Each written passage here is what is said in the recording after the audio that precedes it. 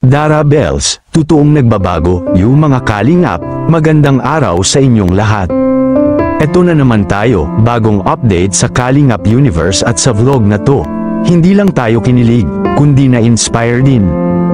Dahil birthday celebration ni Di at ginanap mismo sa bahay nila Dara, pero teka lang, hindi lang party ang nangyari, may kilig, may pa-fitness goal, at may real talk din mula kay Dara Bells.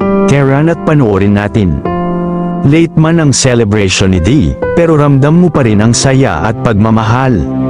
Piniling gawin ng simpleng handaan sa bahay ni Dara, very intimate, anden ang K-Boys, si Killen Gaprab, at iba pang bisita, ang saya ng vibe. Kilig moment, Di at Dara, aba, ayun na, nahuli sa akto sina Di at Dara yung mga tinginan, simpleng ngiti, at parang may spark, talaga. Hindi mo mapigil ang kiligin habang pinapanood mo sila, natural, hindi pilit. Yung tipo bang akala mo simpleng tingin lang, pero may ibig sabihin, kayo na ba? Ngayon eto na habang nagkukwentuhan, napansin bigla ni Kalingap Rab na pumapayat na si Dara. Sabi niya, "Oy Dara, nakita pa nga kitang nagja-jogging eh." At oo nga naman, focus na si Dara ngayon sa kanyang goal na ibalik ang dati niyang katawan pang model, sexy, fit.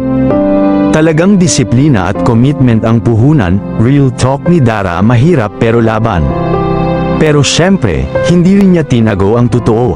Aminado si Dara na mahirap talaga. Hirap sa diet, hirap sa consistency, lalo na kung maraming ganap sa buhay.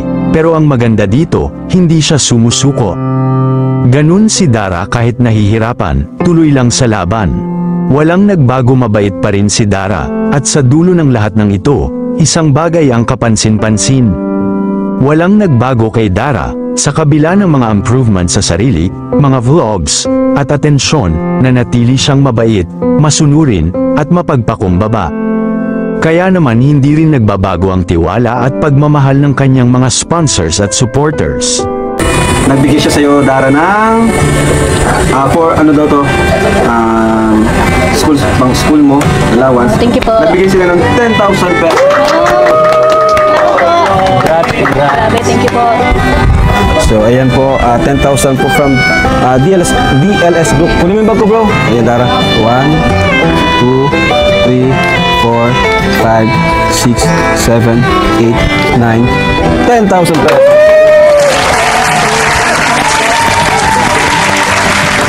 So, Dara, para sa'yo, mula sa Team Kalingap, 7,000 pesos. Salamat po.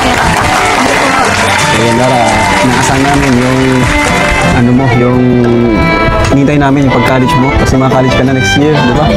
Ang bilis ng panahon. Oo, napakabilis ng panahon po. 2 years ka na rin nata sa Kalingap, no? Opo. 2 years ka na? Ayan. And kita niyo naman si Dara, pumapayat na po siya ulit. Di ba? Kung gusto mo mag-gym, andito mga coach natin, no? Ayan, no? Pakita mo mga bro. Ang Ayan, bait sila, coach. talaga ng bata Pedro, ito. Kaya mga kalingap, kung na-inspire din kayo kay Dara sa kanyang journey, kabaitan, at pagkatao, huwag kalimutang i-like ang video na to, mag-comment ng Go Dara at syempre, subscribe na rin para sa mas marami pang ganap sa Kalingap Fam. Tandaan, ang tunay na ganda, nasa ugali, at si Dara, isa siyang patunay dyan. Anong masasabi mo tungkol dito mga kalingap? Comment down below. God bless us all, to God be the glory.